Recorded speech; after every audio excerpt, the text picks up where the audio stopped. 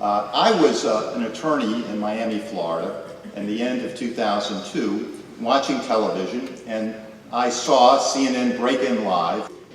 That was Dr. Basilier of the so-called human cloning company, Clonaid, and it was part of the Raelian UFO sect. I don't know if there are any followers of Rael here. If you raise your hand. No. Well, I was watching this, and the world seemed to come apart. Of course, the zeitgeist at the time is that reproductive cloning was just around the corner. Dolly the sheep was in, 1997.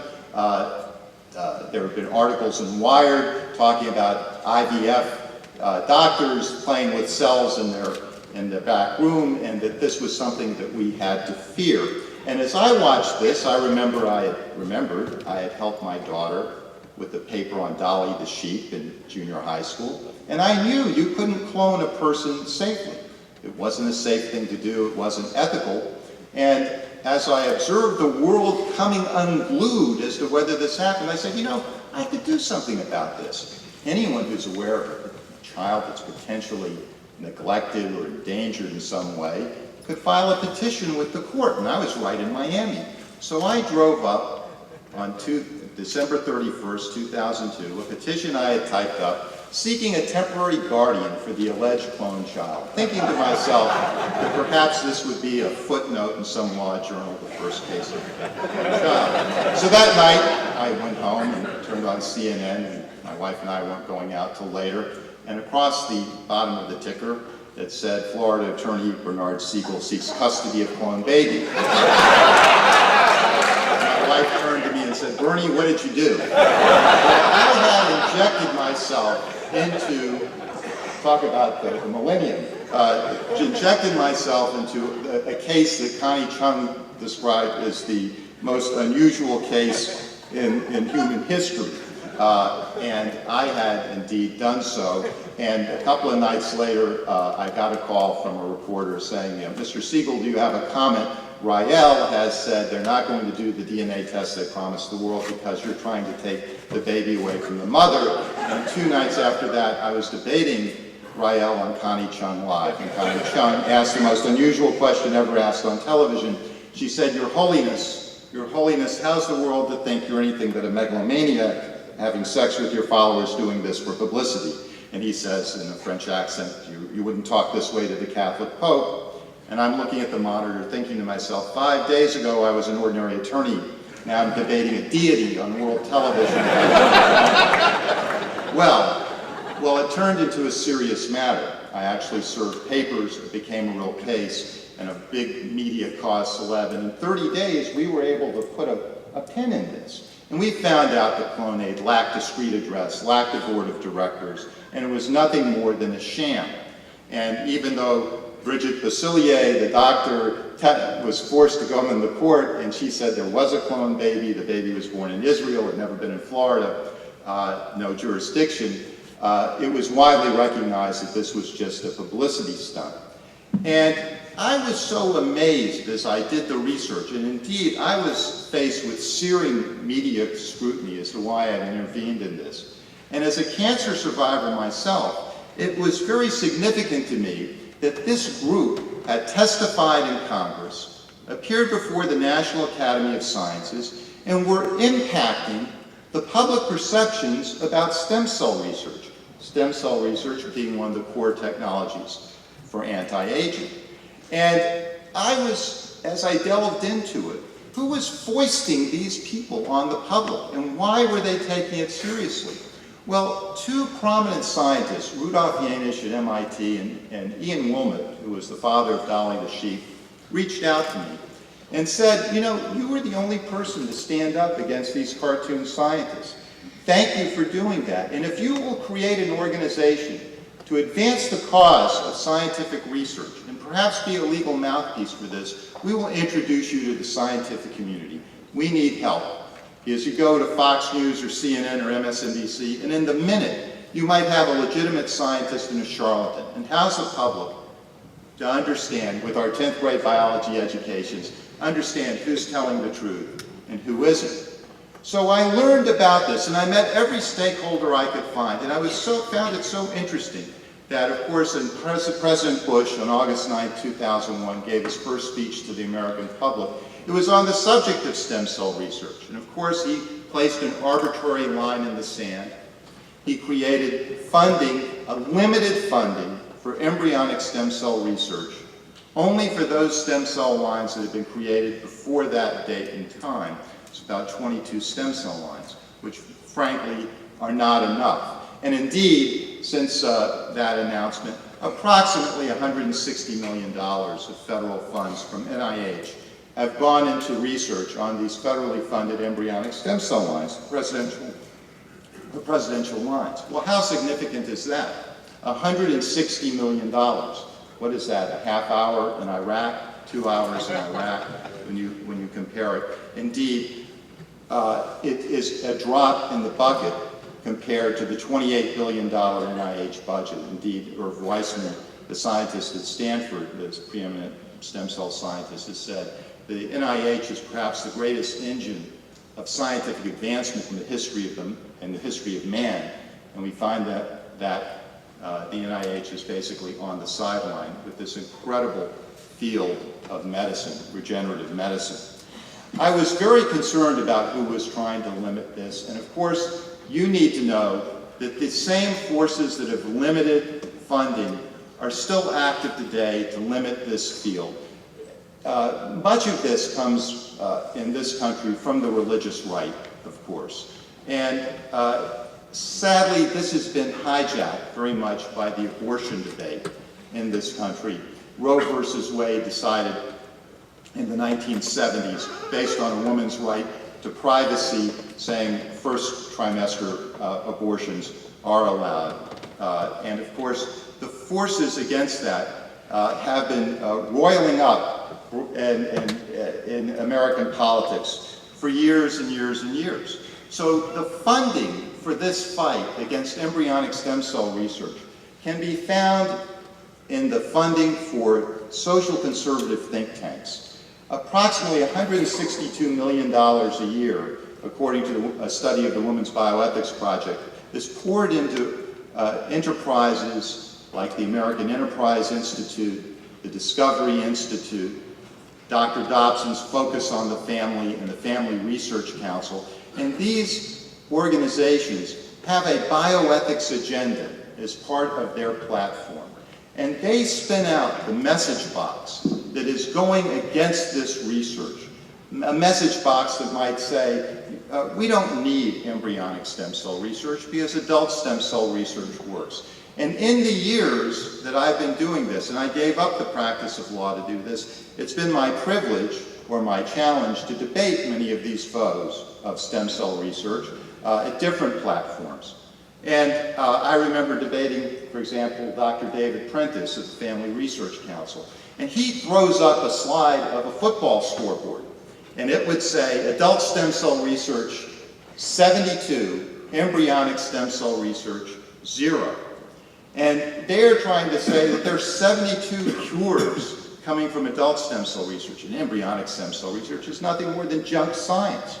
Well, that's ridiculous, of course, since Jamie Thompson's incredible experiment in 1998, we've only begun our research in this breathtaking area, and of course we are still a distance from clinical trials, but we're actually talking with the FDA now about clinical trials. To try to say that there's been no progress in this field ignores the scientific method, ignores all the work that's been done successfully with animal models, and ignores this one great potential of this field of research. It's absolutely astonishing. They'll foist ideas that they're snowflake babies, as if there are thousands and thousands of people ready to adopt frozen embryos that are going to be discarded. Of course, that's not the case. Maybe there have been 80 cases of that, and there are 400,000 frozen embryos, many of which can be donated to science by women, by a couple, that, with the proviso, they cannot be implanted in a womb. They're only to be used for medical research. Otherwise, they might disintegrate or be medical waste. This is a resource that is necessary and something that is an imperative if we're going to advance this research? Well, these forces like to wield the term human dignity in a coercive way. They use it in a coercive way to try to tamp down on advancements such as embryonic stem cell research. And who are these forces? These are the same folks historically that thrust the Galileo into the Inquisition. They burnt Bruno at the stake. They fought inoculation in surgery and anatomy. These are the forces, the same social forces that are out there today trying to keep this in the bottle. And they are worried about the societal implications and change and a fear of biotechnology. Indeed, if we look at our culture and to talk about the zeitgeist and look at the movies like I Am Legend or any number of movies that have this fear of biotechnology, it's out there. And the forces that are trying to hold us back in this are tapping into that fear all the time. Well, in my view, that society has a way of dealing with these fears. We will have a time when aging will be defeated. And there are going to be a lot of legal ramifications to that about what are you going to do with sentencing if someone commits a crime when they could live for 150 years or more? How are you going to measure damages? What's the value of a potential life? There'll be a new meaning for permanent alimony, won't there? Well, the law works in incremental ways. And while there is a debate over embryo and where life begins, and foes of research, they'll look at cells in a petri dish and they see these cells as people. You know, if you're going to look at these cells in a dish and say they're people, we've got a big problem. You're never going to convince someone that that you're not intruding in a place that you shouldn't go with this research. But the law has to deal with issues like this all the time. And right now there are cases in the United States where they're fighting over custody of embryos, frozen embryos in a dish. And when they're fighting over this, they're not using the best interest of the embryo, the best interest of the child as the test. In every case, they look at these cells and they say, this is like personal property. They use the legal principles of bailment. They're not going to elevate cells in a dish as people. So society has a way of dealing with the issues, and certainly it will if we are able to advance the human lifespan. I want to share with you a couple of other things. You hear the issue of cloning coming up. Well, there's reproductive cloning of a baby. And everyone basically is opposed to that. Many people are, because they can see that as being an unsafe practice in crossing a divide. But there's also cloning of cells, therapeutic cloning or nuclear transfer. The foes of stem cell research have gone so overboard. They have actually built the movement that's fighting for these advances in a big way. You look at Senator Sam Brownback, a conservative senator from Kansas, and we call it the Brownback Bill. The Brownback Bill would incarcerate a scientist for 10 years if he engaged in therapeutic cloning, a form of stem cell research. And indeed, if a patient went overseas and took some therapy and brought back that therapy in the form of crossing our boundary into the United States, that patient would go to jail for 10 years and face $1 million fine. And it's even more stringent in Michigan. And these types of fights are going on state by state all over the country now. There's an initiative in Colorado to say that to define personhood at conception.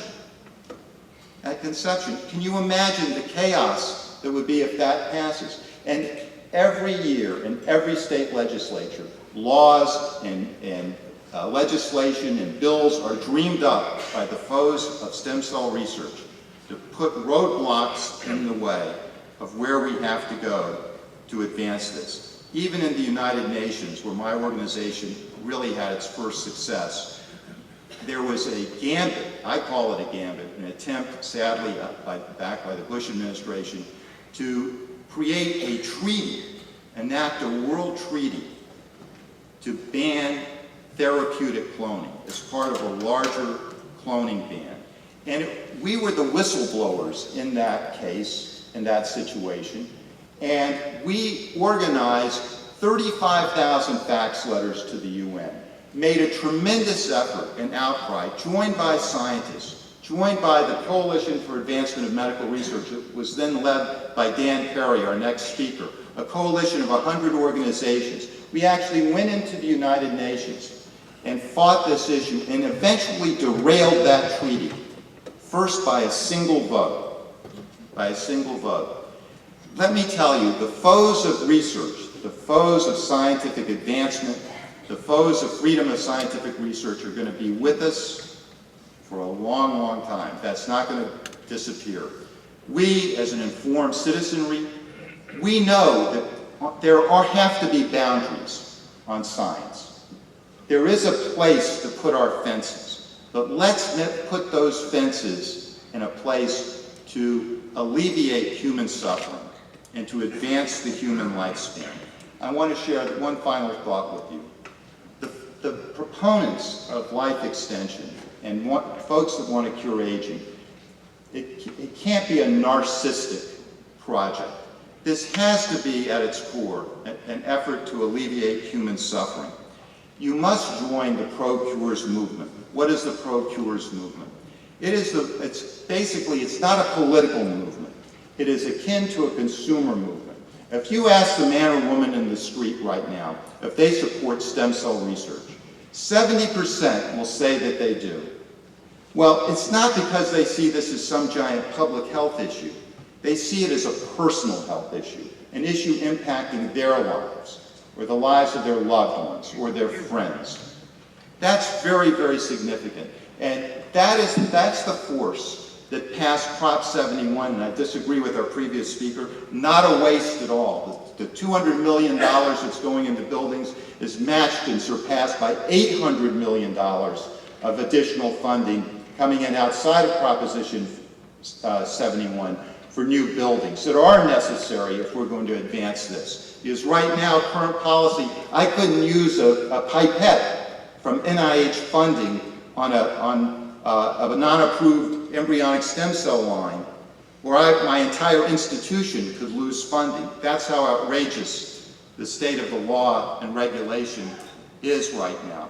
So when the brownbacks of the world want to throw scientists in jail, that enraged certain people that had children with diabetes. Movie producers and mortgage brokers got together and created Prop 71.